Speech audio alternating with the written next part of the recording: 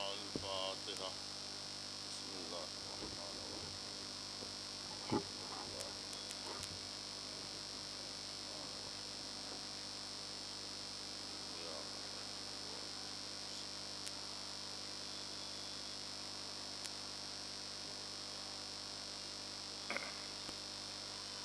أعوذ بالله من شر الشيطان اللعين الرجيم. بسم الله الرحمن الرحيم.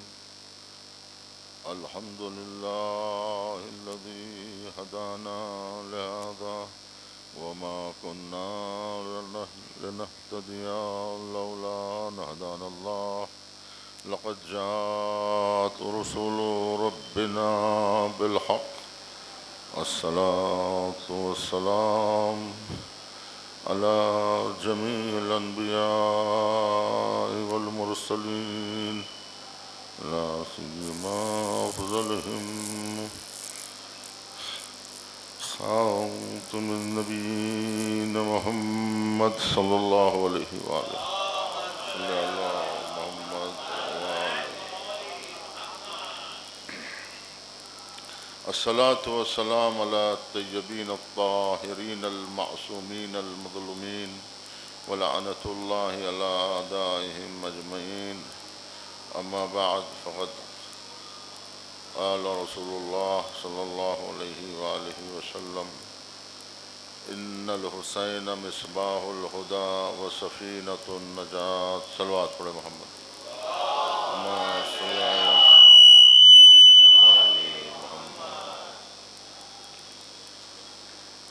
میں پیشخانی کے طور پر تھوڑے چند جملے آپ کی نظر کر رہا ہوں.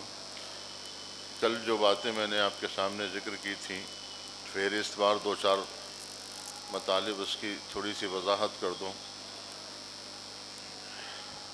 ایک بات تو کل میں نے آپ کے سامنے یہ کہی تھی کہ دنیا میں مختلف قسم کے جلسات ہوتے ہیں، سیمینارز منعقد کی جاتی ہیں، کانفرنسیں، سمپوزیم، تعزیتی جلسے وغیرہ. لیکن جو بات مجلس عزائے حسین علیہ السلام میں ہے، جو تقدس اس کو حاصل ہے، وہ دنیا کی کسی میٹنگ، کسی نشست یا کسی بھی کانفرنس کو حاصل نہیں. اس لیے کہ اس کے جو بانی ہیں وہ عام لوگ ہیں، لیکن مجلس کے جو بانی ہیں وہ معصوم ہیں، وہ امام ہیں. امام نے مجلس منعقد کی ہے. اور پھر یہ کہ اس مجلس کے جو عناوین ہیں، جو یہاں جو اس کا موضوع ہے، اس میں بھی تقدس پایا جاتا ہے. قرآن مجید کہہ رہا ہے: وَاذْكُرْ عِبَادَنَا ایوب، وَاذْكُرْ عِبَادَنَا ابراہیم، وَاذْكُرْ عِبَادَنَا داؤد. ہمارے بندے ابراہیم کو یاد کرو، ہمارے بندے داؤد کو یاد کرو، ہمارے بندے ایوب کو یاد کرو، ان کا تذکرہ کرو. حضور فرماتے ہیں کہ علی کا ذکر عبادت ہے. پوچھا گیا کیوں؟ کہا لِأَنَّهُ ذِكْرُهُ ذِكْرِي وَذِكْرِي ذِكْرُ اللَّهِ وَذِكْرُ اللَّهِ عِبَادَةٌ. اس لیے کہ علی کا ذکر میرا ذکر ہے، میرا ذکر خدا کا ذکر ہے، اور خدا کا ذکر عبادت ہے. لہذا علی ابن ابی طالب کا ذکر عبادت ہے، کیونکہ ان کا ذکر اللہ کا ذکر ہے. اللہ ان کے ذکر کرنے کا حکم دے رہا ہے، وہ کہہ رہا ہے کہ تم ان کا تذکرہ کرو، میرے بندوں کا ذکر کرو. تو یہ جو مجلس عزا ہے وہ حکم خدا کے مطابق ہے. اللہ کہہ رہا ہے میرے بندوں کو یاد کرو، اس لیے کہ ان کو یاد کرنا مجھے یاد کرنے کے برابر ہے. لہذا اس مجالس میں یہی وجہ ہے کہ ذکر ابراہیم خلیل بھی ہوتا ہے، ذکر موسیٰ کلیم بھی ہوتا ہے، ذکر عیسیٰ مسیح بھی ہوتا ہے، تمام 1,24,000 پیغمبروں کا ذکر ہوتا ہے. یعنی ذکر حسین میں ذکر خدا ہے، ذکر رسول ہے، اس ذکر میں تمام بندگان خدا کا ذکر شامل ہے۔ گویا امام حسین نمائندہ ہے، ان کا ذکر نمائندگی کے طور پہ کیا جاتا ہے۔ وہ دین جو خلیل لائے تھے، کلیم لائے تھے، مسیح لائے تھے، وہ دین جو غدیر میں مکمل ہوا ہے، الیوم اکملت لکم دینکم کے عنوان سے، اس مکمل دین کی حفاظت کی ہے حسین ابن علی نے۔ لہٰذا یہ مجلس اعزا تقدس رکھتی ہے۔ لہٰذا اس میں آنے والے جو عزادار ہوتے ہیں ان کا بھی اسی طرح احترام کرنا چاہیے، اس لیے کہ یہ سامع ہیں اس ذکر کے، آنے والے یا ذاکر ہیں یا سامع ہیں، اور پھر یہ وہ لوگ ہیں جو بانی ہیں۔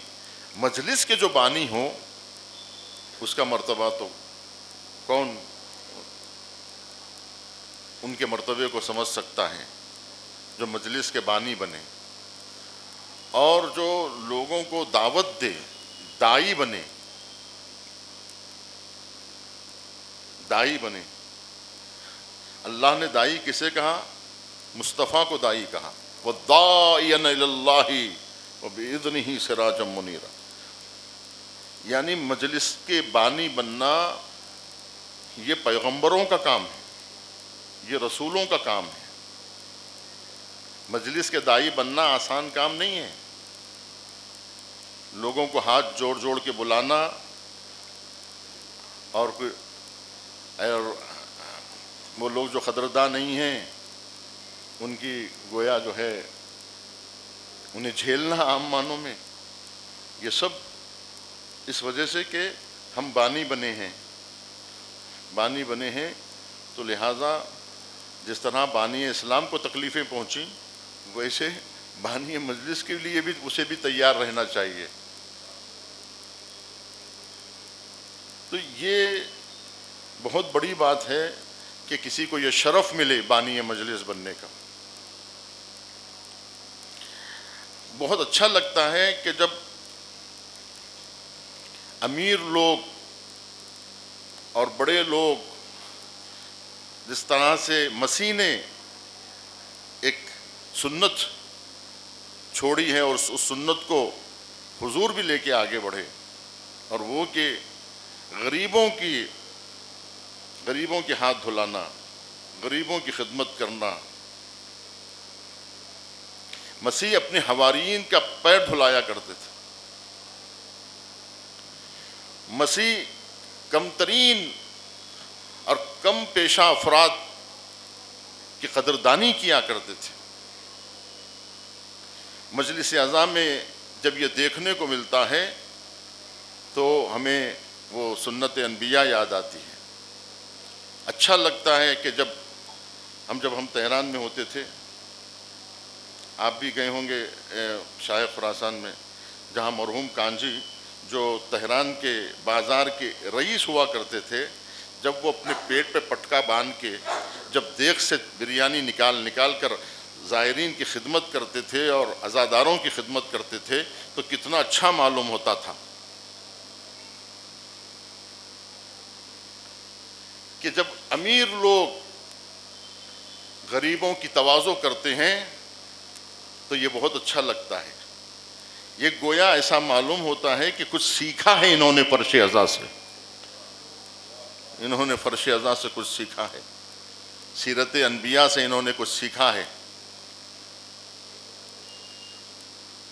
ایسا نہیں کہ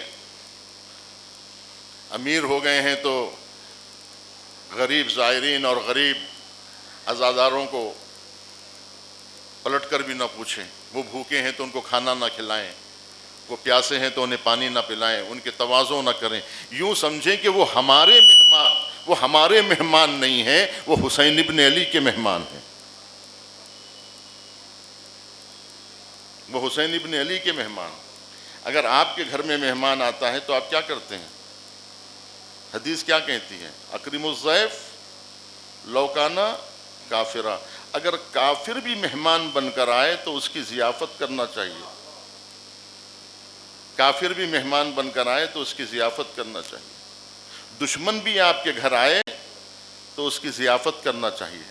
کوئی فرش عزا پر آ رہا ہے تو وہ امام حسین کے نام پر آ رہا ہے، محبت اہل بیت کی کشش اور اس کی جاذبیت سے متاثر ہو کر آ رہا ہے، تو لہٰذا اس کی خدمت کرنا آپ اپنے لیے شرف سمجھیں،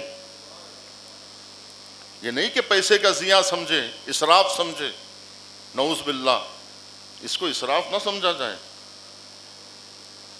اچھی سے اچھی تواضع کی جائے، اور خاص طور پر ان لوگوں کو کہ جو غیر مذہب کے لوگوں کو ہم دعوت دیتے ہیں یا غیر مسلک کے لوگوں کو دعوت دیتے ہیں تو ان کی حد درجہ تواضع کرنے چاہیے، ان کے استقبال کے لیے کھڑے ہونے چاہیے، اور جب تک وہ رہیں ان کے حضور میں کھڑے رہیں، اور اس کے بعد انہیں الوداع کہیں۔ فرش عزا کی عظمت سمجھیں، اور فرش عزا سے جو چیز حاصل کرنا ہے وہ حاصل کریں، اس کو ضائع نہ کریں۔ یہ کفران نعمت ہوگی، یعنی کفران نعمت ہوگی، اور جو کفران نعمت کرتا ہے اس قوم سے یا اس فرد سے وہ نعمت سلب ہو جاتی ہے، اللہ اس کو کسی اور قوم کے حوالے کر دیتا ہے۔ معلوم ہے آپ کو، اگر آپ قدردانی نہیں کریں گے تو کوئی دوسری قوم قدردانی کرے گی۔ مثال کے طور پر آپ کہہ رہے ہیں کہ ہم اپنے رہبر کی تصویر نہیں لگائیں گے، آپ نہیں لگائیں گے تو غیر قومیں لگائیں گی۔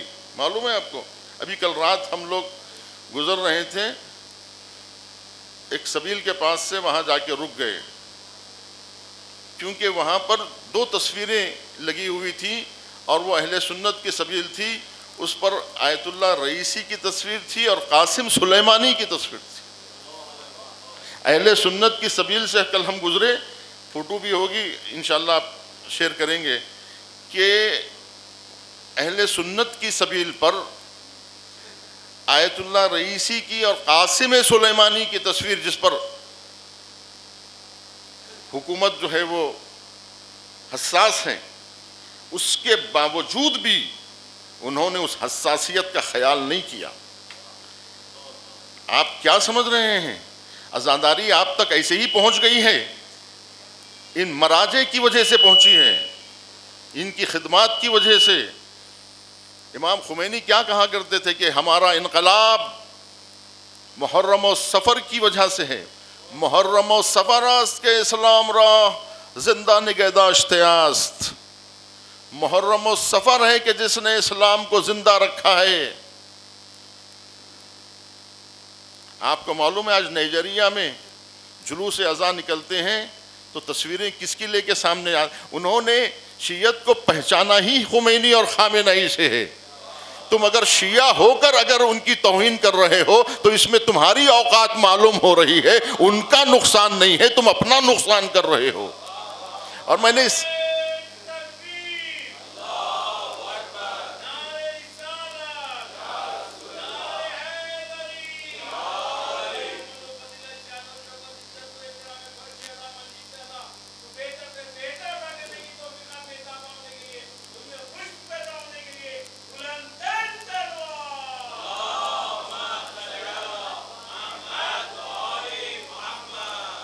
کتنی چھچوری بات ہے کہ گلی کوچے کے سیاست مداروں کی تصویروں سے کا تو آپ احترام کرتے ہیں، لیکن جو مراجع جنہوں دین کے خدمت گزار ہیں، جو فرش عزا کے خدمت گزار ہے، جو مجلس کے خدمت گزار ہیں، جنہوں نے مجلسیں میں شرکت نہیں کی ہے بلکہ مجلسوں کی دعوت دی ہے، جنہوں نے فرش عزا بچھائی ہے، خطیبوں کو منبر عطا کیا ہے، نوحہ خانوں کو نوحہ خانی کا شرف بخشا ہے، مرثیہ خانوں کو کتنے مرثیہ خان پیدا کر دیے انٹرنیشنل پیمانے پر۔ ایسے تھے پہلے شاہ کے زمانے میں کتنے تھے نوحہ خان، کتنے خطیب تھے، کتنے مبلغین تھے جو دنیا میں اعزام کیے جاتے تھے شاہ کے توسط سے۔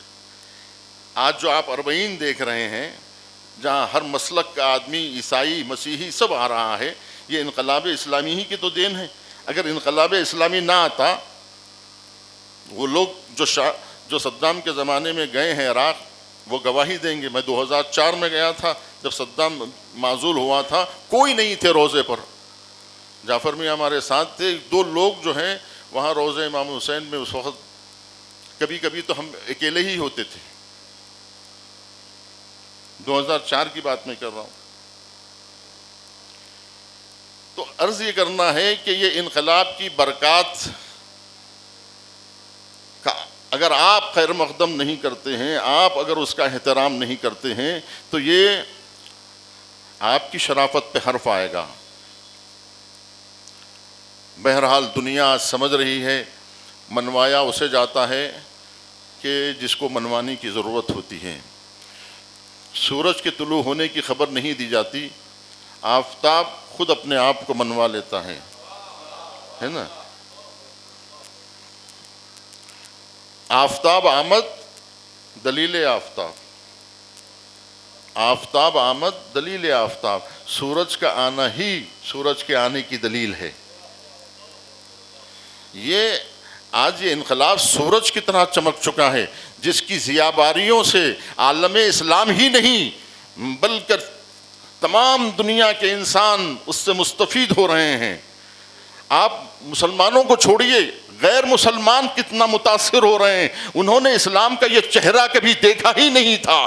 جب بھی اسلام کا چہرہ غیر مسلمانوں نے دیکھا تھا, خصابوں کی نظر سے اسلام کو دیکھا تھا, داعش کی نظر سے دیکھا تھا, القاعدہ کی نظر سے دیکھا تھا, جبہت النصرہ کی نظر سے دیکھا تھا, اور لشکر طیبہ کی نظر سے دیکھا تھا, لشکر جھنگوی کی نظر سے دیکھا تھا, دہشت گردوں کی نظر سے اسلام دیکھا تھا, جس اسلام سے آج خود مسلمان بھی دستبردار ہو رہا ہے, کہہ رہا ہے ہم داعش کا کوئی تعلق نہیں ہے, ہمارا جو ہے القاعدہ سے کوئی تعلق نہیں. آج ہمارے بزرگ لکھنؤ کے نام لے لوں میں ان کے, بہرحال اس وقت جو ہے جس وقت جو خدمات وہ انجام دے رہے ہیں, اور کل وہی سلمان ندوی تھے جو کہہ رہے تھے شیعہ کافر ہے, شیعہ کافر ہے. آج کیوں وہ اس کتاب کے حوالے سے جو منظور نعمانی صاحب نے لکھی تھی کہ انقلاب اسلامی, امام خمینی اور شیعت, یہ در حقیقت لکھی نہیں تھی, لکھوائی گئی تھی. آج ان کے فرزند سجاد نعمانی اس پر شرمندہ ہیں. معلوم ہے آپ کو, یہ دشمنان اسلام کی سازشیں ہیں. یہ بیچارے مسلمان یہ سمجھتے تھے کہ یہ اسلامی ممالک ہیں, دبئی کو اسلامی ملک سمجھتے تھے اور اسے اسلامی ملک سمجھتے تھے. یہ سمجھ کر کتنے لوگ ذاکر نائک بن گئے, کتنے لوگ عالم اسلام میں جو ہے غدار بن گئے, صرف اس وجہ سے کہ ان پر بھروسہ کرتے ہوئے کہ یہ عرب ہے, مسلمان ہے, دیندار ہے, ان سے دھوکہ کھاتے تھے. ارے مسلمانوں کی آنکھیں اس وقت تک نہیں کھلیں گی جب تک کہ وہ کربلا کی نظر سے اسلام کو نہیں دیکھیں گے. اسلام کو امام حسین کی نظر سے دیکھنا ہوگا, امام حسین والا اسلام. اگر مسلمان اس پر راضی ہے کہ یزید والے اسلام پہ باقی رہنا چاہتے ہیں تو پھر وہ اپنی قسمت کا فیصلہ خود کر لیں. اپنی قسمت کا فیصلہ وہ خود کر لیں. نہ صرف مسلمانوں کے درمیان وہ ذلیل ہوں گے بلکہ غیر مسلمانوں کے نزدیک بھی وہ ذلیل و خوار ہوں گے. کتنی بری بات ہے کہ آج پانڈے وانڈے کسی قسم کے لوگ جن کی کوئی حیثیت نہیں ہے وہ مسلمانوں پر ہنس رہے ہیں, اور سنی مسلمانوں کی اگر توہین کر رہے ہیں تو ہم کو بھی اچھا نہیں لگتا ہے, اس لیے کہ وہ بھی ہمارے بھائی ہیں. ہم کو اچھا نہیں لگتا جب ان کا مذاق اڑایا جاتا ہے, اور جب ان سے کہا جاتا ہے کہ عالم اسلام کا ایک بڑا جتھا اور جو ہے اس قسم کی حرکتیں کر رہا ہے. اچھا نہیں لگتا. تو کیا اچھا لگتا ہے مسلمانوں کی کوئی توہین کرے؟ اچھا لگتا ہے آپ کو؟ آپ دیکھیے کتنے یوٹیوبرز وغیرہ آپ دیکھیں گے غیر مسلمان ہیں, وہ یزیدی اسلام کی توہین کرتے ہیں, اور کرنا بھی چاہیے کہ یزیدی اسلام کسی لائق ہے. امام حسین کو قتل کرنا اچھی بات ہے, داعشیوں نے کیا وہ اچھی بات ہے, القاعدہ جو کیا ہے وہ اچھی بات ہے, پارا چنار میں جو ہوا وہ اچھی بات ہے, اور آئے دن جس طرح سے جو ہے پڑوسی ملک میں جس طرح سے جو ہے بلاسٹ ہو رہے ہیں وہ اچھی بات ہے, جو خون بہایا جا رہا ہے وہ اچھی بات ہے, بے گناہوں کا خون بہانا اچھی بات ہے. یہی بات کو ہمارے سلمان ندوی للکار رہے ہیں, خود اپنے ہی بھائیوں کو للکار رہے ہیں, اے غدارو, اے مولویو, اے مکارو, تم کیا کر رہے ہو؟ تم کس طرح سے اسلام کو بدنام کر رہے ہو؟ کہ کب تک مسلمانوں کو مسلمانوں سے تم لڑاتے رہو گے؟ کب تک تم مسلمانوں کا خون بہاتے رہو گے؟ صفین میں خون بہا کافی نہیں ہے؟ خلیفہ سوم کا پرچم اٹھا کے امیر المومنین پر الزامات لگائے، علی ابن ابی طالب پر الزام لگائے کہ علی قتل عثمان میں شریک ہے۔ علی کا کیا تعلق ہے قتل و غارت گری سے؟ ارے علی کو تو مظلومیت کے عالم میں تم نے شہید کر دیا، حسن مجتبیٰ کو تم نے زہر دیا، فاطمہ زہرا کی شہادت ہوئی مدینے میں، محسن کی شہادت شکم مادر میں ہوئی، تم نے سوال کیا کہ نبی کی 18 سالہ بیٹی کی شہادت کس وجہ سے ہوئی؟ کون سی حکومت ذمہ دار ہے؟ تم نے کبھی آواز اٹھائی؟ کبھی تم نے بنی امیہ کے خلاف آواز اٹھائی، جن کا ظلم آشکار ہے، جنہوں نے عالم اسلام کے خلاف سازشیں کی؟ دیکھیے دو نقطۂ اشتراک خود انہوں نے بھی بیان کیا اور ہم بھی بیان کر رہے ہیں اور کر سکتے ہیں، وہ یہ کہ دو وجہ اشتراک مسلمانوں میں ہے، اس کے باوجود بھی مسلمان متحد نہیں ہونا چاہ رہا ہے۔ ایک یہ کہ محبت اہل بیت جو ہم سارے مسلمانوں کا اشتراک ہے، چاہے وہ شیعہ ہو، چاہے سنی ہو، چاہے وہابی ہو، سب اس بات کے اوپر قائل ہیں کہ محبت اہل بیت جزو ایمان ہے، اور محبت اہل بیت کو تو ہم تو کل ایمان سمجھتے ہیں۔ تو یہ اگر محبت اہل بیت اگر ایمان کا حصہ ہے یا ایمان ہے، جان ایمان ہے، تو یہ تو وجہ اشتراک ہوا کہ محبت اہل بیت پہ سب تیار ہیں۔ اب اگر دشمنان اہل بیت پر بھی اگر سب راضی ہو جائیں، متحد ہو جائیں، تو پھر تولا بھی حاصل ہو جائے گا، تبرہ بھی حاصل ہو جائے گا، سارے کے سارے مسلمان تولا اور تبرعی مسلمان ہو جائیں گے۔ یہی وہ بھی کہہ رہے ہیں اور یہ میں بھی کہہ رہا ہوں کہ تمام کے تمام جتنے مسلمان ہیں وہ مان لیں، اس حدیثوں کو مان لیں جس کا کتمان مسلسل کیا جا رہا ہے۔ اور میں کئی سال سے آپ لوگ گواہ ہیں، اب کی بات اب سے سلمان ندوی صاحب کی تو ہم اب سن رہے ہیں، لیکن میں 10-15 سال سے آپ سے کہہ رہا ہوں یا اس سے پہلے سے بار بار کہ ہم اپنی مجلسوں میں بنی امیہ کے خلاف نہیں بولنے کی وجہ سے یہ ہم شیعہ سمجھتے رہے، یہ ہمارا جو ہے وہ حسن ظن رہا ہے مسلمانوں سے، حسن ظن رہا ہے کہ ہم یہ سمجھتے رہے کہ مسلمان تو یزید کا دشمن ہے ہی، کیا یزید کے خلاف ہم بولیں؟ مسلمان تو بنی امیہ کے پہلے ہی سے مخالف ہیں۔ یہ تو سوشل میڈیا کی دین ہے کہ ہم کو معلوم ہو گیا ہے کہ کتنے ایسے مسلمان بھی ہیں نام نہاد کہ جو دشمنان اسلام اور بنی امیہ کی تائید میں ہیں، جو ابو سفیان کو اپنا لیڈر مان رہے ہیں۔ وہ ابو سفیان جس نے جنگ بدر میں حضور کے خلاف جس نے لشکر کشی کی، جس نے بدر کے شہداء کو شہید کیا، بدریون کو قتل کیا جنہوں نے، وہ بدریون کے قاتل تمہارے دیوتا بن گئے، تمہارے رہنما بن گئے، تمہارے امام بن گئے۔ کیسے مسلمان ہیں؟ ارے میں تو کہتا ہوں کتنے اچھے مسلمان ہیں جو ابو سفیان کو امام ماننے تیار ہے، امام خمینی کو امام ماننے تیار نہیں۔ کیسے کیسے مسلمان ہیں جو ابو سفیان کی خرابی تو نظر نہیں آتی ہے ان کو، معاویہ کی خرابی نظر نہیں آتی ہے، یزید کی خرابی نظر نہیں آتی ہے، واقع حرہ بھول گئے، مدینے کو جو استبل بنایا گیا تھا صحابیات کے ساتھ نعوذ باللہ ان کی عصمت ریزیاں کی گئی تھی، وہ سب یزید کی کارناموں کو بھول گئے۔ اگر یہ وجہ اشتراک کو مسلمان تسلیم کر لیں اور اہل بیت کے دشمنوں کو دشمن مان لیں، یزید کی دشمنی کو تسلیم کر لیں، تو پھر مسئلہ ختم ہو جائے گا۔ تو عزیزان گرامی باتیں بہت ہیں، انشاءاللہ پھر کل اگر موقع ملے تو آپ کے سامنے عرض کروں گا، بات کو یہیں پہ میں تمام کرتا ہوں کہ یہ ان باتوں کا آپ خیال رکھیں اور ان مجلسوں کا احترام کریں، اور یہ 10 دن کو خاص طور پر وقت نکالیں اس 10 دن کے لیے۔ 10 دن کی جگہ کوئی اور ایام نہیں لے سکتے ہیں۔ یہ مت سمجھیے کہ 10 دن ایسے ہی جانے دیجئے اور اس کو جو ہے نظر انداز کریں، نہیں، 10 دنوں کو نظر انداز مت کیجیے. بہت بے لطفی ہو رہی ہے، ہماری کم توجہی کی وجہ سے بہت نقصان ہو رہا ہے، ہمارا بہت بڑا نقصان ہو رہا ہے، آپ کو اندازہ نہیں ہے اس کا. اس وقت پوری دنیا یہ 45 سال سے جو زحمت اٹھا رہی ہے نا ایک قوم، اس نے دنیا سے منوا لیا کہ ہم حق پر ہیں. آج دنیا کربلا سننا چاہتی ہے، سنانے والے کوئی نہیں ہے. ارے آپ اسکول بنانے میں لگے ہوئے ہیں، ایک عاشق پیدا کر دیجئے 200 اسکول بنا دے گا. ایک عاشق پیدا کر دیجئے 200 ہاسپٹل بنا دے گا. مجلسوں کی تم قدر تو سمجھو.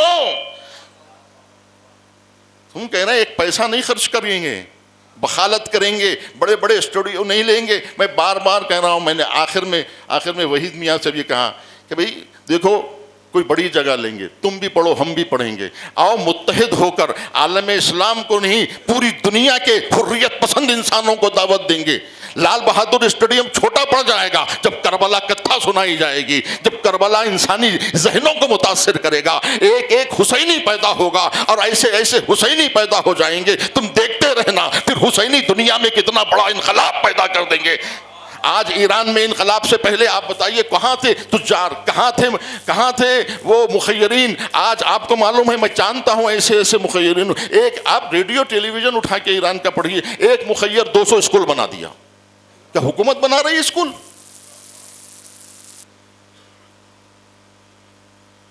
اسکول کون بنا رہا ہے؟ مخیر بنا رہا ہے. ایک ایک مخیر 200 اسکول بنا رہا ہے. آیت اللہ گلپائگانی نے ہاسپٹل بنایا، بیمارستان گلپائگانی، اور اس طرح سے تمام مراجع نے. آج جو کہہ رہے ہیں کہ یہ تصویریں کیوں لگا رہے ہو، انہوں نے کیا کیا، آزاداری کے لیے کیا کیا. تم اربعین گئے نہیں نا، تمہیں پتہ نہیں چلے گا. اگر تم اربعین کو جاتے تو تمہیں معلوم ہوتا ایک ایک مرجع 2-2 ہزار 5-5 ہزار موقف چلا رہا ہے. میں نے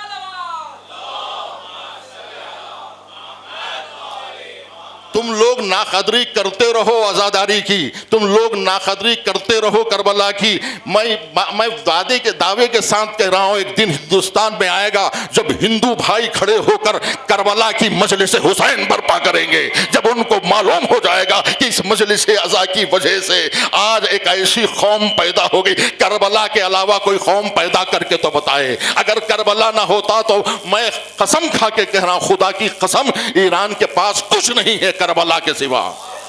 لیکن زندہ کربلا ہے، مردہ کربلا نہیں ہے، زندہ کربلا ہے. کربلا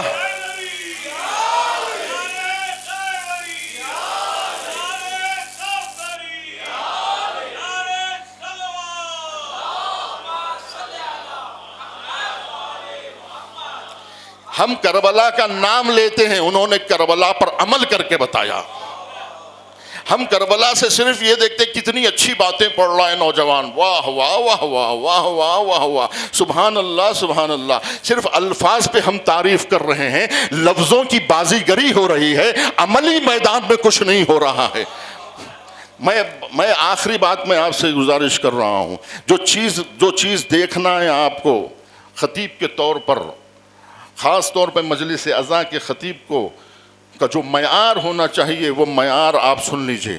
وہ معیار خطیب کے لیے کتنا بہترین پڑھنا، معیار نہیں ہے، کتنی اچھی اردو بول رہا ہے یہ کمال نہیں ہے، کتنے اچھے لہجے میں ڈیلیوری کر رہا ہے الفاظ کی اس کی اہمیت نہیں ہے، کتنے ڈائلاگ بول رہا ہے، کتنے حسین جملے بول رہا ہے، کتنے حسین الفاظ کی لڑی لگا رہا ہے، مخفف اور مسجع عبارتیں پڑھ رہا ہے، اس کی اہمیت نہیں ہے۔ اہمیت لفظی بازی گری کی نہیں ہے۔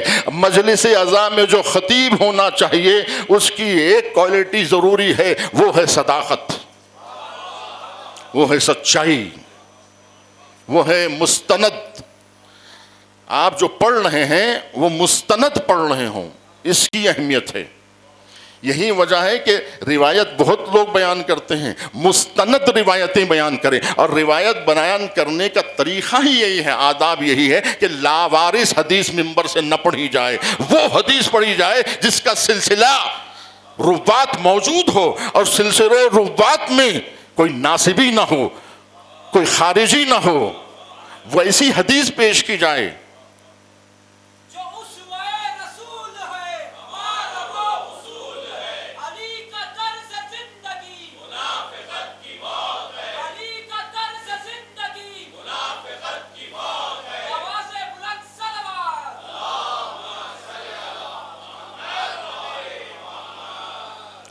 دیکھیے یہاں جعفر صاحب بھی موجود ہے، لکھنؤ کے ہمارے پہلے سفر 2006 لکھنؤ میں نے مجلس میں یہ کہا تھا کہ سب سے آسان جو ہو گیا ہے مولا علی پر گفتگو کرنا۔ اقبال اکیڈمی ہے لیکن ہمارے پاس علی اکیڈمی نہیں ہے۔ اسی وقت پتہ نہیں ابھی زندہ ہے، ضامن صاحب نے کہا تھا کہ میں انشاءاللہ سوچ لیا ہے کہ ضرور علی اکیڈمی دیکھیے اقبال اکیڈمی ہر جگہ ہر شہر میں مل جائے گی۔ اگر آپ سے کہا جائے یا کسی بھی دانشور سے کہا جائے علامہ اقبال پر 15 منٹ بولیے، کہتے مطالعہ کرنا پڑے گا۔ اقبال پر بولنے کے لیے تو مطالعہ کرنا پڑے گا، علی ابن ابی طالب پر گفتگو کے لیے کوئی مطالعے کی ضرورت نہیں ہے۔ کربلا کے بارے میں کہنے کے لیے کوئی مطالعے کی ضرورت نہیں ہے۔ تو بس عزیزان گرامی، بات کو میں ختم کر رہا ہوں۔ وہ اہل حق کی تشنہ دہاں مختصر سپاہ، باطل کا وہ ہجوم کہ اللہ کی پناہ، وہ ظلمتوں کے دام میں زہرا کے مہرماں، تارے وہ فرط غم سے جھکائے ہوئے نگاہ، وہ دل بجھے ہوئے، وہ ہوائیں تھمی ہوئی، وہ ایک بہن کی بھائی پہ نظریں جمی ہوئی، وہ ایک بہن کی بھائی پہ وَسَيَعْلَمُ الَّذِينَ ظَلَمُوا۔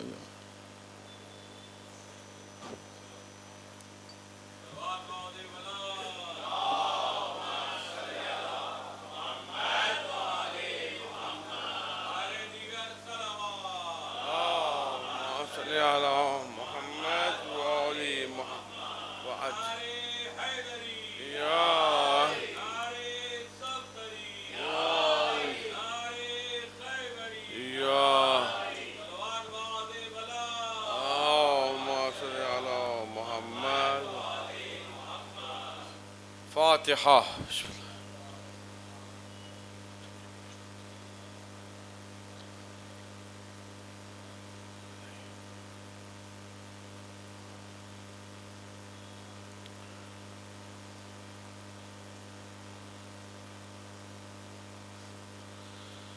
اعوذ باللہ من الشیطان اللعین الرجیم، بسم اللہ الرحمن الرحیم۔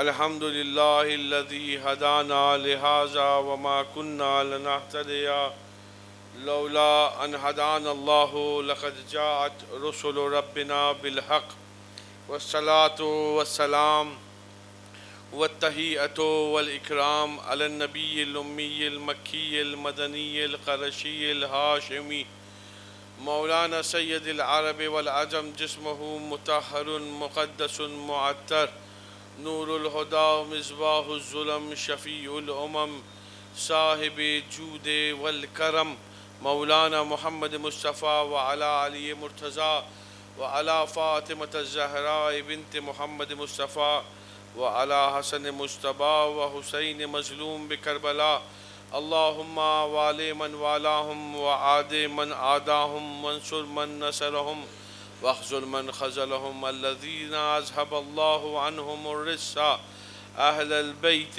ویطہرہم تطہیرا۔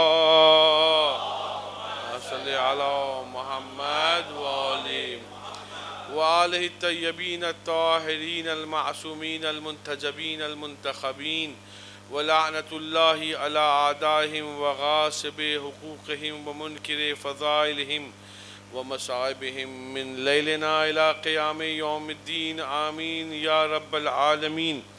اما بعد فقد قال رسول اللہ صلی اللہ علیہ وآلہ وسلم مثل اہل بیتی کمثل السفینۃ النوح. صلوات بھیجے بر محمد صلی علی محمد وآلہ. عزیزان محترم، ایک مکمل مجلس ہو گئی ہے اور اس مجلس کے بعد حالانکہ کچھ کہنا بالکل بہت سخت ہے، تو میں 2-4 منٹ فضائل کے اور ایک پیغام آپ کی خدمت عالیہ میں پہنچاتے ہوئے ربط مصائب، اور انشاءاللہ پھر دعاؤں سے نوازیے گا کہ یہ ہماری جو ہے فرش عزا بہترین درسگاہ ہے.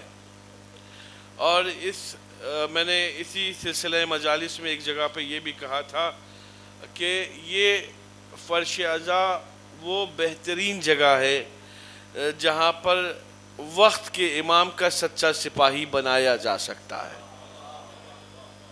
مطلب آپ کے پاس میں نے کہا میں اپنی باتیں جو ہیں یوتھ کے لیے پڑھتا ہوں، جنریشن کے لیے اپنے پڑھتا ہوں.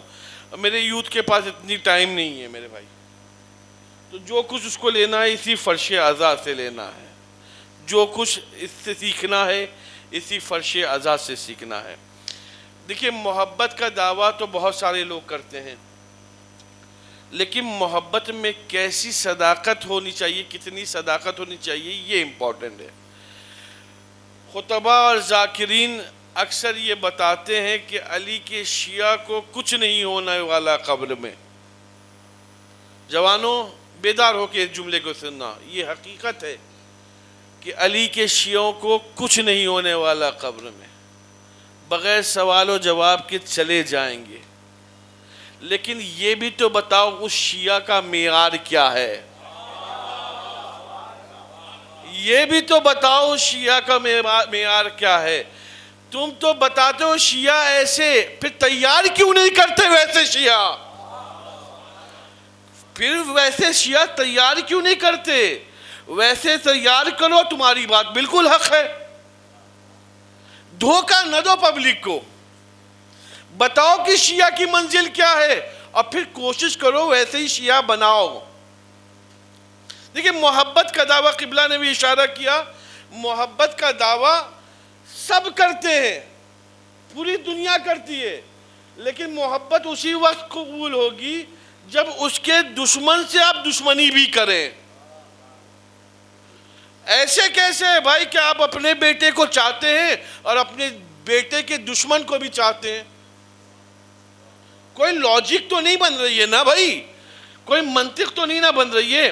دیکھیے، کربلا، امام حسین اور یزید، توجہ چاہتا ہوں، امام حسین اور یزید، یہی ایک پوائنٹ ہے جہاں سارے مسلمان ایک ہیں، سارے مسلمان ایک ہیں، پوری دنیا کے مسلمان، کچھ کو چھوڑ کے جو یزید کی اولاد ہیں. بھائی، ہر آدمی یزید سے کیوں نفرت کرتا ہے؟ کسی بھی مسلمان کو کھڑے ہو کے پوچھ لیجئے، آپ یزید سے محبت کرتے ہیں؟ تو بولے گا، ارے مولانا کیسی بات کر رہے ہیں، استغفر اللہ، وہ لعنتی جس نے حسین رضی اللہ تعالیٰ عنہ کو شہید کیا، اس سے ہم کیسے محبت کر سکتے ہیں؟ بھائی توجہ چاہتا ہوں آپ حضرات کی، اس پوائنٹ پہ ساری دنیا کے مسلمان اگر حسین سے محبت کرتے ہیں تو ان کے قاتل سے نفرت بھی کرتے ہیں. اب عزیزو، مولا فرماتے ہیں کہ ابوہما خیر منہما، تو محبت کا تقاضا یہ ہے کہ صرف علی سے، حسین سے محبت اور ان کے دشمن سے دشمنی نہیں ہونی چاہیے، ان کے بھائی سے بھی ویسے ہی محبت ہونی چاہیے اور ان کے دشمن سے ویسے ہی دشمنی ہونی چاہیے. پھر ابوہما خیر منہما، پھر علی کے مقابل میں جو آئے گا اس سے بھی ویسی نفرت کیجئے. اور اس کے بعد رسول. آپ ادھر دیکھ لیجئے, ادھر کی 3 جنریشن دیکھ لیجئے رحمت اللہ ہے, ادھر کی 3 جنریشن دیکھ لیجئے لعنت اللہ ہے. صلوات بھیجے بر محمد و آل محمد پہ. تو محبت اسی وقت قبول ہوگی, اسی وقت قبول ہوگی جب ویسے ہی اچھا کردار بھی ویسے ہی ہونا چاہیے. کردار کے بغیر تو کچھ عمل نہیں, کچھ قبول نہیں میرے بھائی. بات میں نے واضح کر دوں اور تمام ہو جائے مجلس. بغیر کردار کے کوئی عمل قبول نہیں ہے. آپ چلاتے رہیے, آپ چلاتے رہیے. میں آپ کو بتاؤں کیسے آپ کو شیعہ ہونا ہے. کچھ لوگ جہاد کے میدان سے بھاگ گئے تھے. یہ منبر رسول حق بیانی کی جگہ ہے. یہاں سے حق کا پیغام نہیں پہنچے گا تو پھر کہیں سے نہیں پہنچ سکتا ہے. 6 نمبر پہ ہے جہاد. تو انصاف کرنا کہ جو 6 نمبر سے بھاگے وہ لعنت کا مستحق, تو پھر جو پہلے نمبر سے نماز سے بھاگے, جو روزے سے بھاگے, جو حج سے بھاگے, جو خم سے بھاگے, جو زکوٰۃ سے بھاگے, ارے جب یہ سب عمل کر لو تب 6 پہ لعنت بھیجو. میں توجہ چاہتا ہوں, تب جا کے 6 پہ. ہمارے اندر وہ خامیاں ہیں اہم جو دیکھیے ہم اس وقت تک کسی چیز کی روک نہیں سکتے کسی چیز کو جب تک کہ اس چیز کی خوبی ہمارے اندر نہ ہو. اگر ہمارے اندر وہ خامی ہے کبھی ہم نہیں بولیں گے. اچھا پہلے کیا ہے؟ پہلے نماز ہے. دوسرے, میں فروع دین اور اصول دین بیٹھا کر کے سکھلانے نہیں آیا ہوں, ایک پیغام دینا چاہ رہا ہوں. پہلے نماز. دوسرے, اگر بات سمجھ میں آ جائے جوانوں تو دل سے دعا دینا. پہلے نماز, دوسرے روزہ, تیسرے حج, چوتھے, 5ویں, 6, 7ویں, 8ویں, 9ویں, 10ویں. میں توجہ چاہتا ہوں آپ حضرات کی. ایک شیعہ کو کیسا ہونا چاہیے؟ اس فروع دین کی طرح ہونا چاہیے. بات نہیں غور کیا آپ نے. اس شیعوں کو اس طرح ہونا چاہیے. پہلے نماز پڑھ لو, پھر روزہ رکھ لو, تیسرے حج کر لو, چوتھے جہاد کر لو, 5ویں خمس نکال لو, 6 ہے نا جہاد کر لو, 7ویں امر بالمعروف, 8ویں نہی عن المنکر کر لو, پھر 9ویں میں کہو مولا اب ہم اس لائق ہو گئے ہیں کہ تیری محبت کا اعلان کرتے ہیں.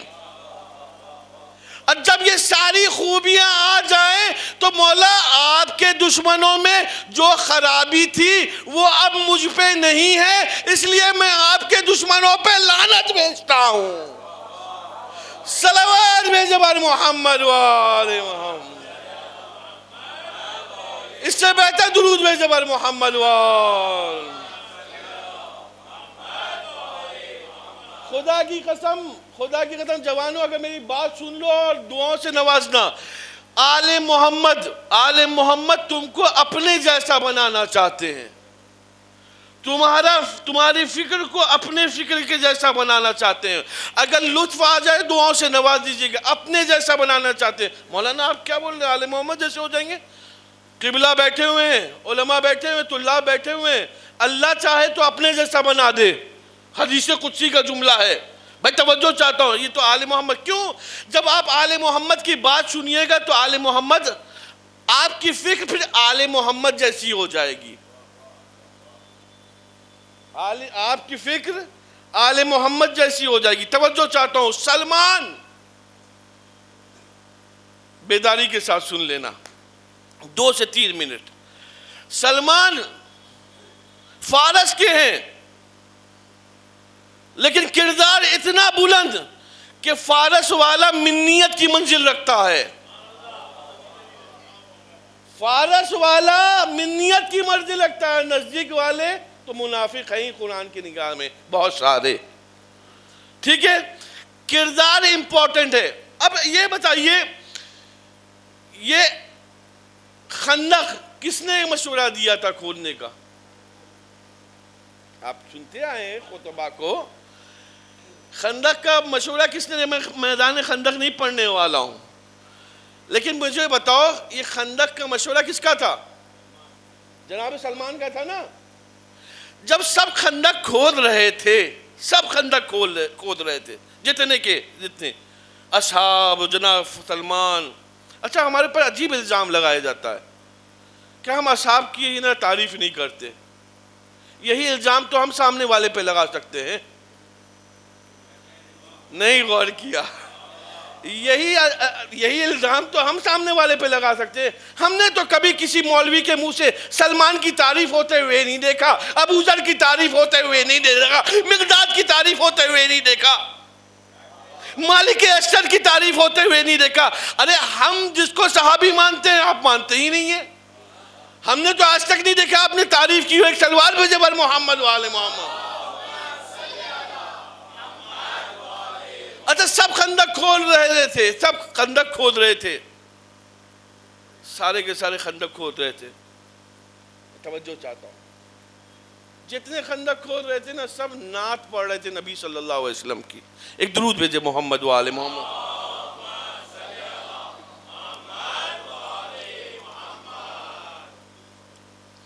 نعت پڑھ رہے تھے سب، اور نعت پڑھتے پڑھتے جناب سلمان کو جو کہا جائے کہ چھیڑ رہے تھے، ستا رہے تھے۔ کیوں؟ کیونکہ سلمان جو ہے نعت نہیں پڑھ پا رہے تھے۔ کس میں؟ زبان عربی میں۔ بھائی توجہ چاہتا ہوں، جناب سلمان نے کہا پروردگارہ میں تیرے نبی خاص کی نا نعت نہیں پڑھ سکتا ہوں کیا؟ خدا نے اتنی فصیح و بلیغ عربی عطا کی کہ جناب سلمان نے نعت شروع کی۔ اب جب نعت پڑھنا شروع کیا تو سارے اصحاب نے کہا سلمان تو ہم میں سے ہے، سلمان تو ہم میں سے ہے، سلمان تو ہم میں سے ہے، سلمان تو ہم میں سے ہے۔ رسول نے کہا خاموش، السلمان منا اہل البیت۔ صلوات بھیجو نبی محمد و آل محمد صلی اللہ علیہ محمد۔ سلمان ہم یا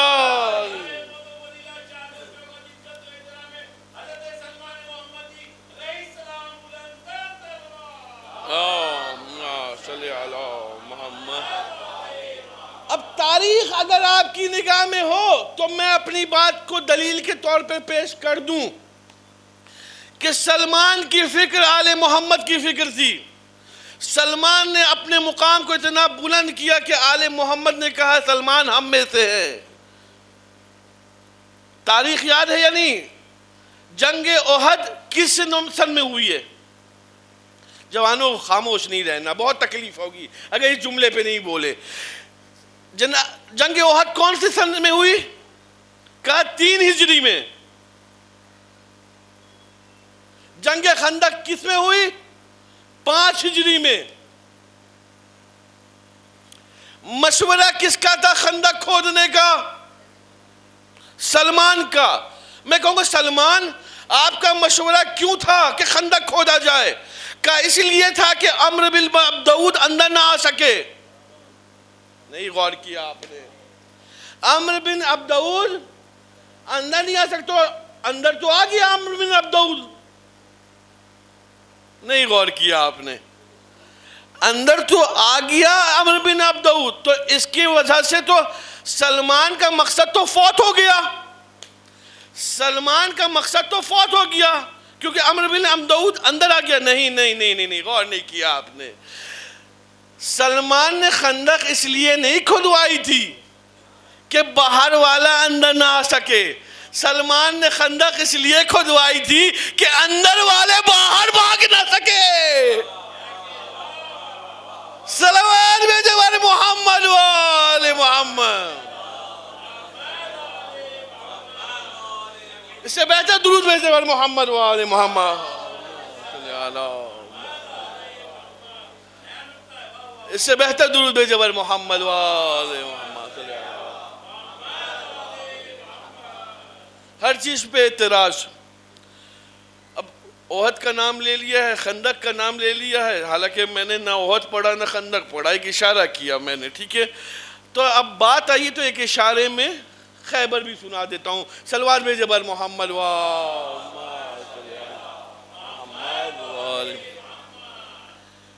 دیکھیے جنگ خیبر میں رات بھر لوگ پریشان تھے، رات بھر، کہ علم ہم کو رسول اللہ دے دے. رات بھر پریشان تھے کہ علم ہم کو رسول اللہ دے دے. ان کا دماغ کہاں خراب ہوا؟ جب علم علی کے ہاتھ میں دے دیا گیا. میں سوچ رہا تھا میرے بھائی، بہت زیادہ سوچ رہا تھا کہ یہ جو فتویٰ لگاتے ہیں کہ علم کا اٹھانا بدعت ہے، یہ علم کا اٹھانا بدعت ہے، میں سوچ رہا تھا یہ ہیں کون؟ توجہ چاہتا ہوں، یہ علم کا اٹھانا جو بدعت ہے، جو فتویٰ لگاتے ہیں، یہ ہیں کون؟ پتا چلا کہ یہ پکا ان کی اولاد میں سے ہیں جن کو خیبر کے دن علم نہیں ملا تھا. صلوات بھیجے بر محمد والے محمد صلی اللہ. آج آئیے ایک علمدار کا تذکرہ کرتے ہیں. ایسا علمدار جو اہل حرم کے لیے ڈھارس تھا، جو اہل حرم کے لیے ڈھارس تھا. مل کے السلام علی الحسین وعلی علی ابن الحسین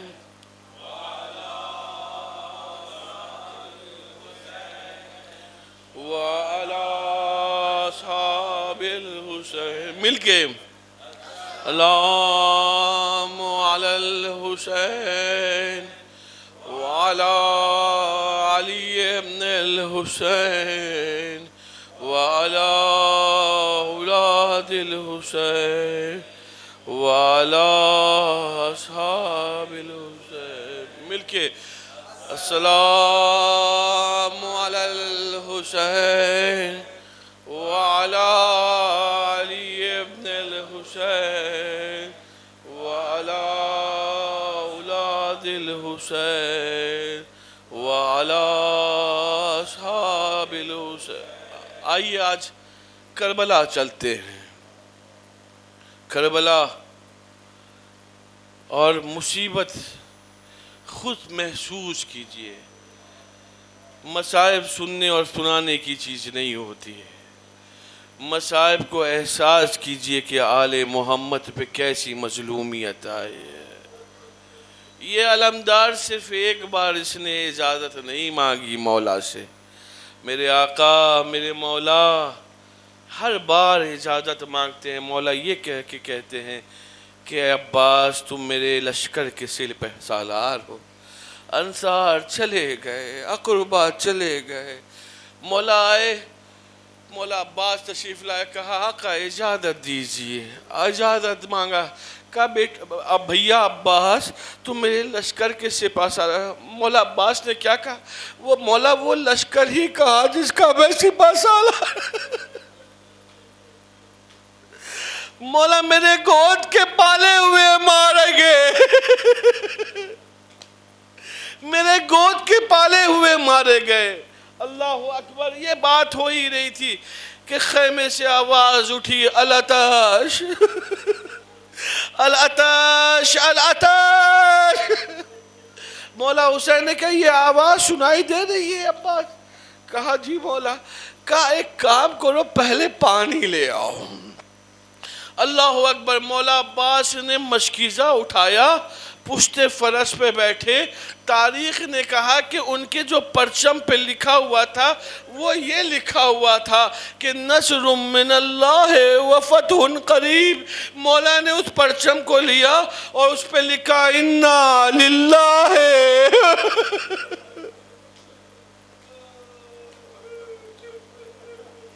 جزاکم اللہ جزاکم اللہ. مولا کوئی غم نہ دے سوائے غم امام حسین کے. آپ کی آنکھوں میں اشک جاری ہو گئے. کل شب عاشور ہے، پرسوں عاشور ہے، صرف 2 دن ہمارے درمیان میں. مولا عباس گئے، تاریخ نے بتایا کہ میں اختصار سے کام لیتے ہوئے، مولا عباس گئے اور جانے کے بعد مشق کو بھرا ہے مولا نے. اب بھرنے کے بعد روایت ملتی ہے کہ اپنے چلو میں مولا عباس نے پانی اٹھایا اور پھینک دیا. معلوم ہے میں اپنے الفاظ کا ذمہ دار ہوں، میں مصائب جو سنانے جا رہا ہوں. اٹھایا اور پھینک دیا. معلوم ہے شاید عباس کو بابا کی وصیت یاد آ گئی ہوگی، اپنے بابا کی وصیت یاد آ گئی ہوگی جو 21 رمضان کو مولا علی نے کی. معلوم ہے کیسے وصیت کی تھی؟ عباس کو اپنے سینے سے علی نے لگا کر کہا تمہیں معلوم ہے تم جب نہر پہ قبضہ کر لینا، ہاتھ میں جب پانی لے لینا تو پانی پھینک دینا، پانی پینا نہیں، میرا حسین پیاسا ہوگا.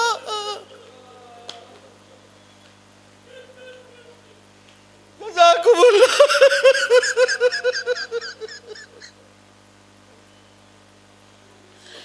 مولا عباس نے ہمیشہ اپنی ساری زندگی کہا آقا آقا آقا، اپنے مولا کو آقا کہا، کبھی بائی نہیں کہا. اب عجائب سنیے آپ. تاریخ نے کہا دایاں ہاتھ بازو قلم ہوا مولا کا، پھر بایاں بازو قلم ہوا. روایت ہے کہ مولا نے اپنے آپ کو، اپنے سر کو جھکا کے مشق بچانا چاہا. ایک تیر مشق پہ جا کے لگا، عباس کی یاد بہ گئی. جزاکم اللہ، جزاکم اللہ. شہزادی آپ کی عزاداری کو قبول کرے. تاریخ نے بتایا کہ ایک تیر ایک ملعون نے ایسا لگایا جو عباس کی آنکھوں میں جا کے پیوند ہو گیا. اللہ اکبر. ادھر دیکھیے میرے جوانوں، میرے بھائیوں، ادھر دیکھیے. عباس پوچھتے فرش پہ، عباس پوچھتے فرش پہ. کوئی بھی اگر آنکھ میں کوئی چیز اڑتی ہوئی آتی ہے نا، سب سے پہلی چیز جو دفاع کرتی ہے وہ ہوتی ہے آنکھ. عباس کو تیر لگ گیا، بازو نہیں تھے. جزاکم اللہ، جزاکم اللہ.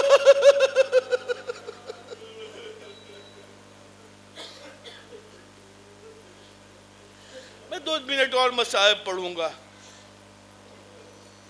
تاریخ نے بتایا کہ عباس، ادھر دیکھیے، عباس کی آنکھوں میں جب تیر لگا ہے نا، جوانوں ادھر دیکھو اور محسوس کرنا مصیبت کو حضرت عباس کی. جب تیر لگا ہے نا، مولا نے اپنے گھٹنوں کو سمیٹا اور تیر کو نکالنے کی کوشش کی.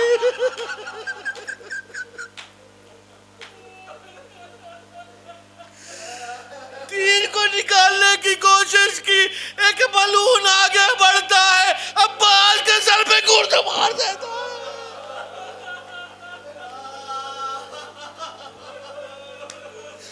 جزاکم اللہ، جزاکم اللہ.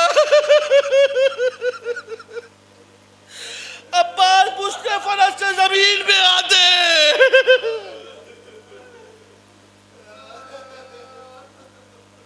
میں نے مصائب تمام کیے، پورے مصائب پڑھنے کی طاقت نہیں ہے. تاریخ کا ایک جملہ اور بیان کرتا ہوں. مولا عباس نے جب مدد کے لیے بلایا ہے نا، اور مولا حسین کے آنے کے درمیان ایک ملعون نے آواز بلند کی، اگر کسی کو علی سے دشمنی ہے آگے بدلا عباس سے نکال.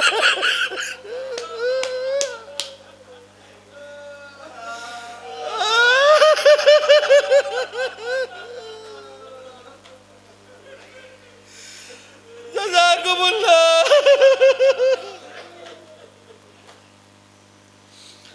بس عزیزوں، میں نے مصائب تمام کیے. مولا عباس آئے، مولا عباس کے پاس امام حسین آئے، ان کے سر کو اپنے زانوں پہ رکھا. کہا آقا میری ایک خواہش ہے آقا کہ جب میں دنیا میں آیا تھا نا سب سے پہلے آپ کے چہرے انور کی زیارت کی تھی آقا جب جانا ہے تب بھی میں آپ کے چہرے کی اور میں شاید میں جملہ احساس کر لیجئے گا جملے کو شاید مرنے کے لیے کافی ہو اس جملے کو احساس کر لیجئے گا یہ خواہش بھی عباس نے کیوں کی معلوم ہے اگر عباس کے بازو سلامت ہوتے تو تین نکالنے کی بھی خواہش نہ کرتے تین نکالنے کے بھی خواہش نہ کرتے مولا عباس مولا نے بس میں نے آخری جملہ مصائب کا زانو پہ سر رکھا تین نکالا ایک آنکھ میں تیر ہے اور ایک آنکھ میں مولا کے خون لگا ہوا ہے اپنے دامن سے مولا نے صاف کیا جیسے صاف کیا نا مسائب میں پڑھ رہا ہوں میں ذمہ دار ہوں میں حوالہ چاہیے مجھ سے آ کے حوالہ لے لیجئے گا تاریخ نے کہا جب آنکھ صاف کیا نا حضرت عباس گریا کرنے لگے حضرت عباس گریا کرنے لگے امام حسین نے ایک جملہ کہا عباس گریا کیوں کر رہے ہو عباس گریا کیوں کر رہے ہو معلوم ہے مولا عباس نے کہا میں اس لیے گریا کر رہا ہوں کہ آقا جب پشت فرس سے زمین پہ آیا آپ میری مدد کے لیے آئے میری آنکھوں سے خون کو صاف کیا میرے سر کو اپنے زانو پہ رکھا ارے تھوڑی دیر کے بعد آقا آپ خود زمین پہ آئیں گے کوئی زانو نہ ہوگا کوئی آپ کہتے ماتم حسین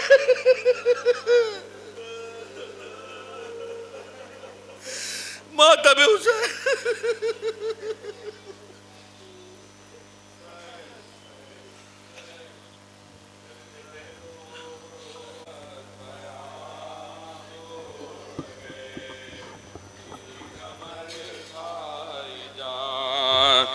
روتی ہے خیمے میں سکینہ یہاں سوتے ہیں اب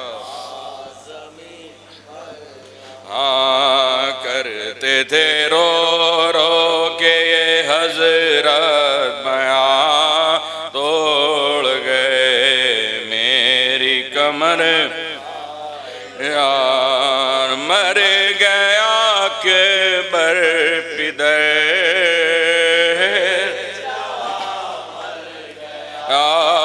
لٹ گیا بے کس کا گھر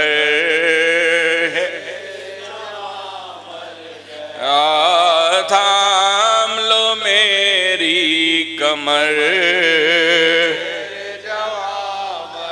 گیا صدقے کرو لاش پر یا قوت بازو میرا کیا ہو گیا زینت پہلو میرا کیا ہو گیا عاشق دل جو میرا کیا ہو گیا علی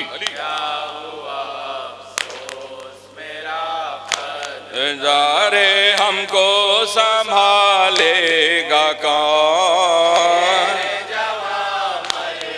اے بھائی پکارے گا کون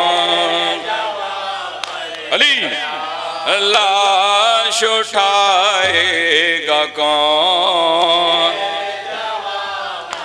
یا خبر بنائے گا کون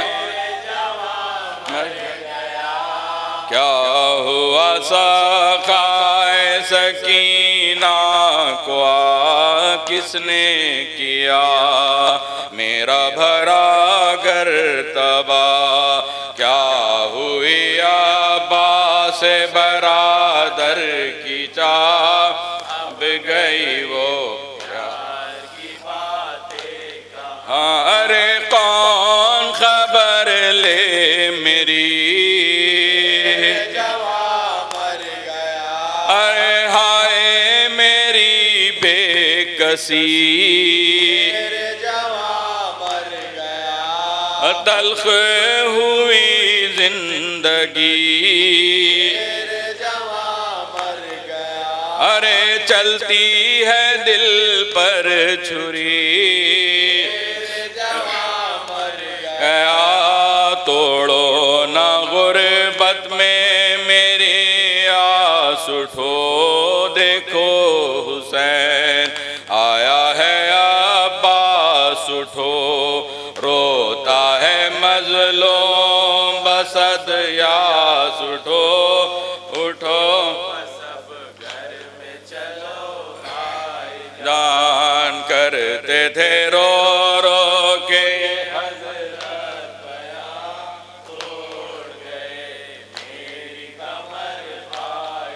اے اہل حرم میرو علمدار نیامت علمدار نیامت اے اہل حرم میرو علمدار نیامت علمدار نیامت سخائے حسین سید و سالار نیامت علمدار نیامت اے اہل حرم میرو علمدار نیامت علمدار نیامت سخائے حسین سید و سالار نیامت علمدار نیامت اے اہل علی ماتم ماتم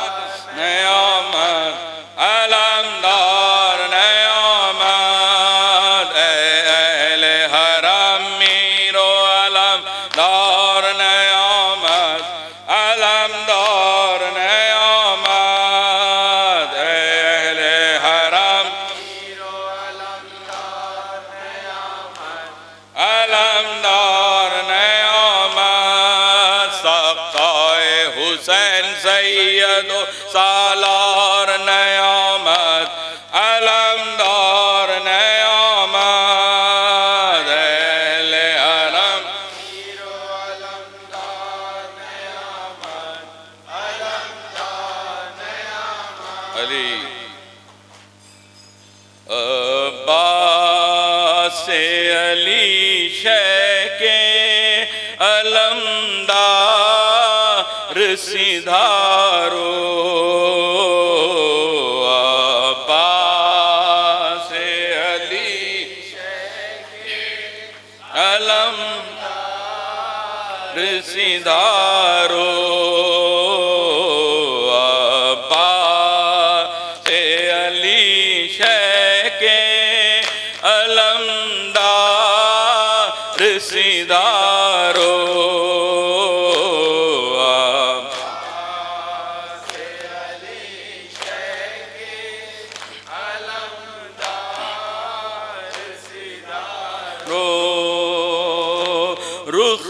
رخصت کے لیے آئے ہیں عباس دلاور بے چین ہے صدمے سے دل زینب مضطر نظریں کبھی بازو پا کبھی بھائی کے رخ پر نظریں کبھی بازو پا کبھی بھائی کے رخ پر نوحۂ زباں پر کے وفادار سدھارو عباس علی شہ کے علمدار سدھارو عباس علی علمدار سدھارو جب تک میرے بھیا تیرے بازو ہے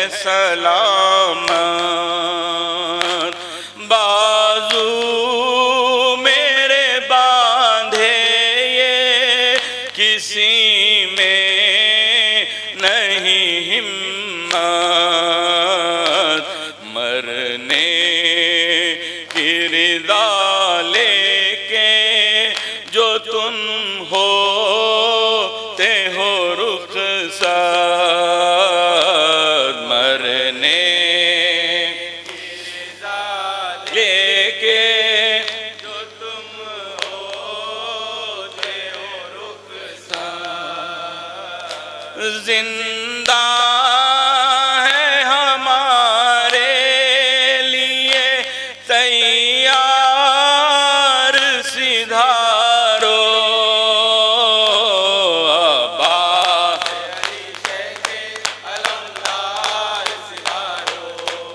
عباس علی معلوم ہوا مجھ کو ہوئی ختم لڑائی،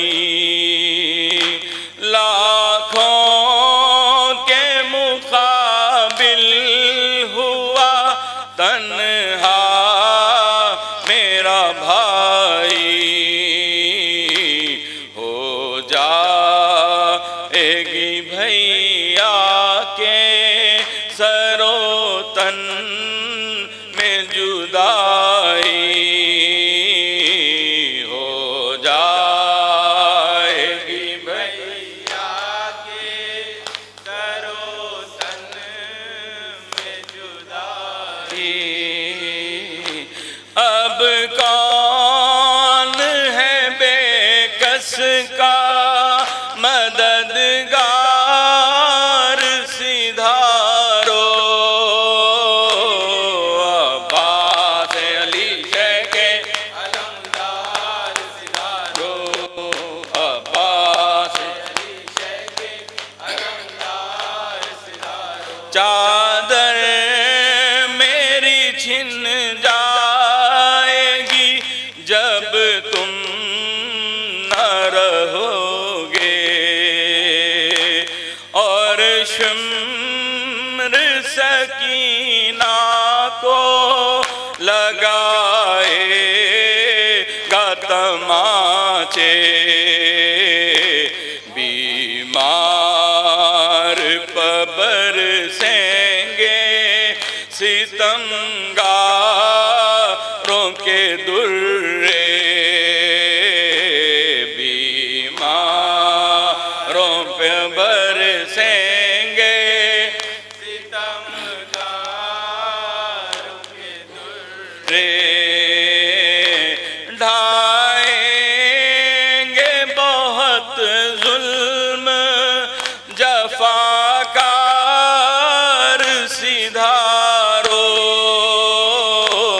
عباس علی علمدار سدھارو، عباس علی علمدار سدھارو، آنکھیں میری غربت کا سما دیکھ رہی ہیں، اٹھتا ہوا خیموں سے دعا دیکھ رہی ہیں، بازو پرسن کے بھی نشان دیکھ رہی ہیں، بازو پرسن کے بھی نشان دیکھ رہی ہیں، بازو پرسن کے بھی نشان دیکھ رہی ہیں، بازو پرسن کے بھی نشان دیکھ رہی ہیں، آنے کو ہے خیموں میں ستمگار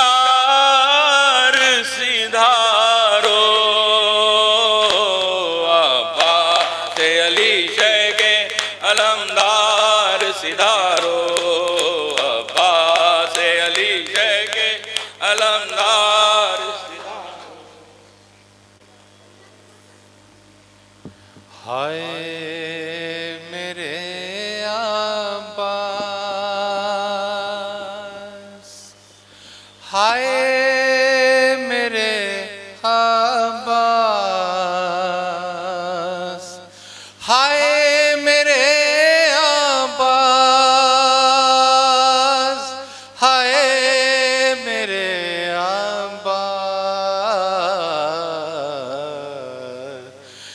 جب ردا سر سے چھنی میں صدا دیتی رہی، تو نہ آیا غازی، جب ردا سر سے چھنی میں صدا دیتی رہی، تو نہ آیا غازی، آل عمران کہاں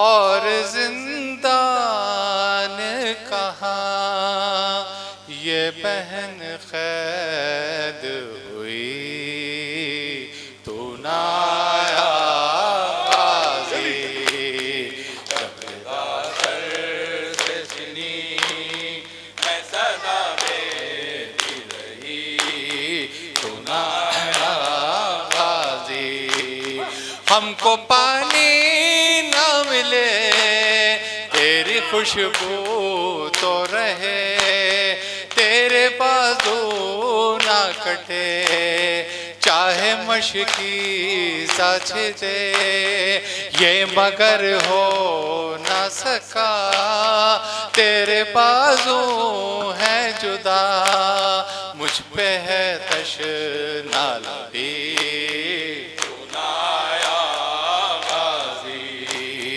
جب ردا سر سے چھنی میں صدا دیتی رہی، تو نہ آیا غازی، دھوپ میں تو تھا شجر تجھ سے آباد تھا گھر، ہے برہنا میرا سر، کیا نہیں تجھ کو خبر، اے علمدار وفا، اس بہن کو باخدا تجھ سے ڈھارس تھی بڑی، تو نہ آیا غازی، جب ردا سر سے چھنی میں صدا دیتی رہی، تو نہ آیا غازی، آ گئی شام علام، لٹ گئے اہل حرم، ریت پر جلتی ہوئی ہو گیا ٹھنڈا علام، پرسہ دینے کے لیے مجھ سے ملنے کے لیے آ گئے بابا علی، تو نہ آیا غازی، جب ردا سر سے چھنی میں صدا دیتی رہی، تو نہ آیا غازی، کتنی بے باس تھی بہن اے شہنشاہ وفا، نام لے لے کے میرا جب یہ ظالم نے کہا، ناز تھا جس پہ تجھے اب بلاؤ نہ اسے، اور میں روتی رہی، تو نہ آیا غازی، جب ردا سر سے چھنی میں صدا دیتی رہی، تو نہ آیا غازی، رویا ریحان غلام کر کے یہ بات رقام، خون میں ڈوب گیا میرے غازی کا علام، زخمی زینب کا ذکر خفشا شاہ کا سر آئے خیموں میں شفیع تو نہ آیا غازی جب ردا سر سے چھنی میں صدا دیتی رہی تو نہ آیا غازی آل عمران کہاں اور زندان کہاں یہ بہن قید ہوئی تو نہ آیا غازی.